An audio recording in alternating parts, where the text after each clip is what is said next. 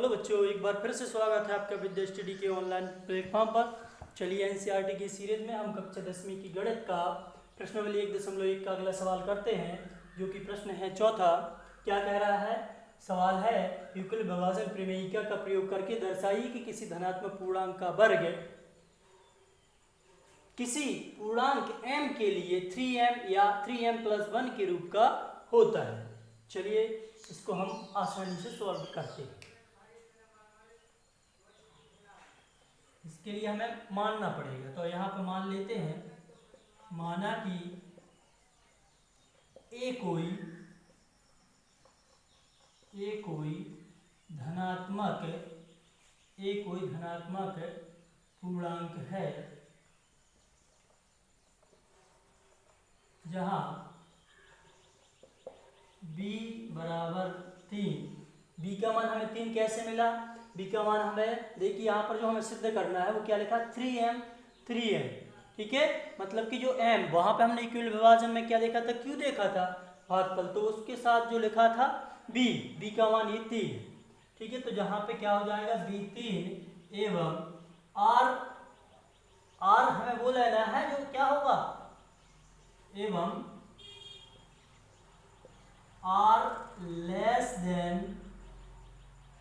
r का मान क्या होना चाहिए? लेस देन b होना चाहिए, मतलब कि b से छोटा होना चाहिए r का मान। ठीक है बच्चों, यानी b 3 है तो r का मान क्या हो जाएगा अपने पास? अर्थात r बराबर 0, 1 और 2, यानी हम 3 नहीं लेंगे यहाँ पर। ठीक है बच्चों, यानी 2 तक लेंगे, क्योंकि हमें b का मान, r का मान 3 से छोटा रखना है। चलिए अब आ जाइए, यहाँ पे लगा देते हैं यूक्लिड विभाजन प्रमेयिका। हमने पहले ही कहा था कि पूरे अध्याय में ये जो यूक्लिड विभाजन प्रमेयिका बहुत ही इंपॉर्टेंट है। यूक्लिड विभाजन प्रमेयिका से क्या थी? यूक्लिड विभाजन प्रमेयिका वो थी a बराबर b क्यू धन r, इसको दे देते इक्वेशन फर्स्ट है। और अब बारी बारी की से r और b के मान इस समीकरण 1 में रखते जाते हैं। तब समीकरण 1 में r बराबर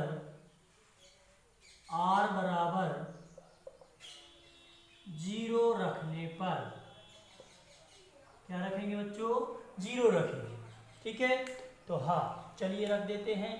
a बराबर b का मान रखना हमें 3 और q और धन r का मान रखना हमें क्या? 0। तो यहाँ पे 0, तो अपने पास आ जाएगा a बराबर 3q। अब हमें इसका दोनों पक्षों का क्या कर देंगे? वर्ग कर देंगे। तो यहाँ पे लिख देंगे अपन दोनों पक्षों का वर्ग करने पर,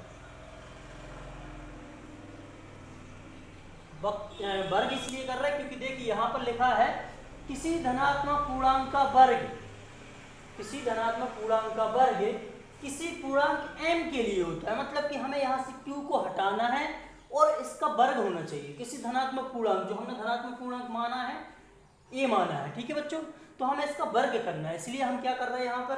both side square, taking both side square, दोनों पक्षों का वर्ग करने पर, तो यहाँ पे वर्ग कर देंगे तो इस साइड हो जाएगा a का संपूर्ण वर्ग और यहाँ पर हो जाएगा 3q का संपूर्ण वर्ग। तो यहाँ पे a वर्ग बराबर 3 का वर्ग हुआ 9 और q पे 2 की घात।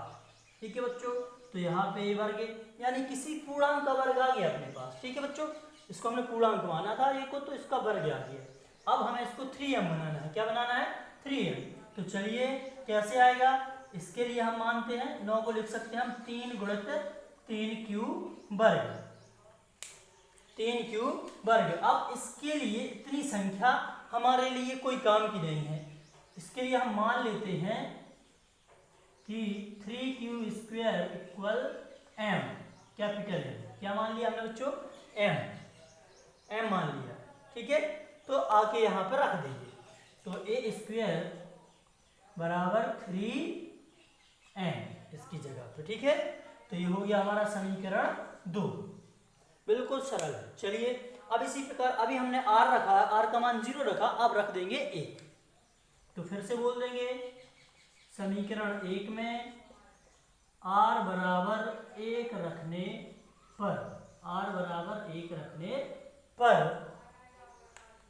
तो हो जाएगा क्या, a बराबर 3q धन 1। क्यों? क्योंकि r के स्थान पे क्या रख रहे हैं हम, 1 रख रहे हैं बच्चों।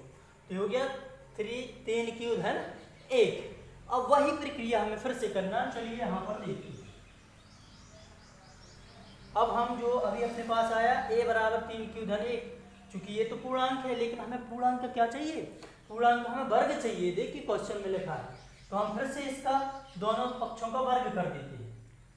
ठीक है, यहाँ यहीं पे लिख देते हैं कि दोनों पक्षों का वर्ग करने पर, चलिए आइए वर्ग कर देते हैं दोनों साइड का।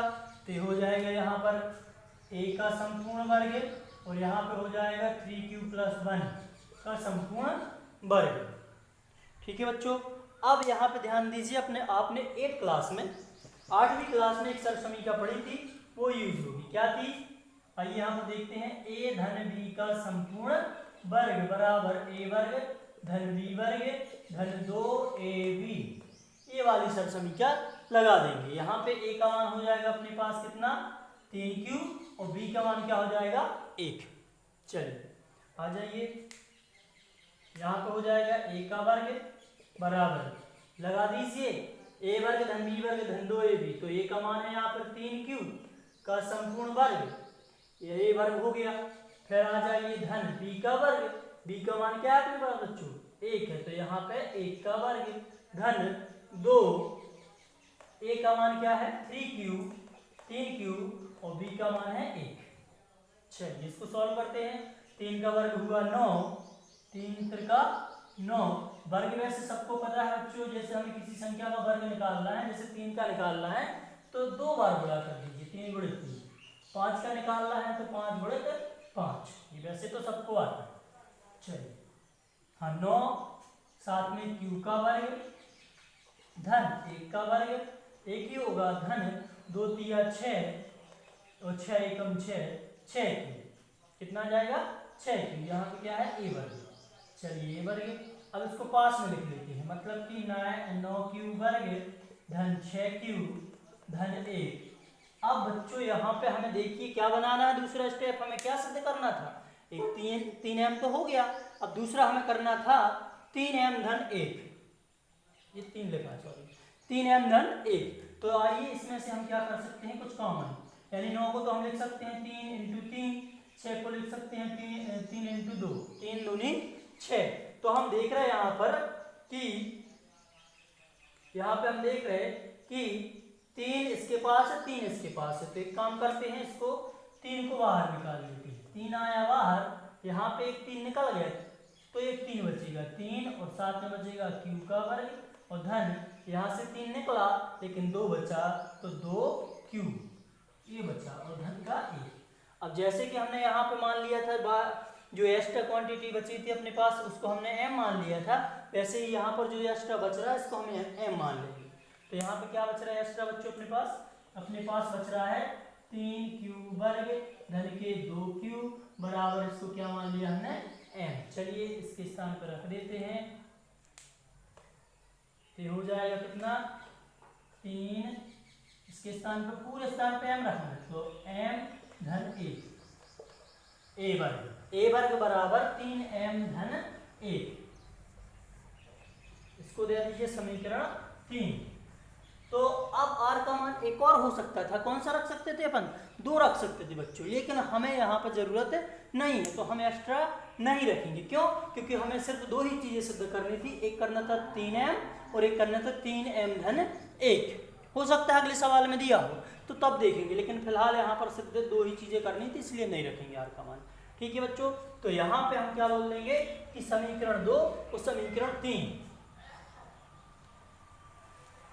समीकरण 2 एवं समीकरण 3 से स्पष्ट है कि पूर्णांक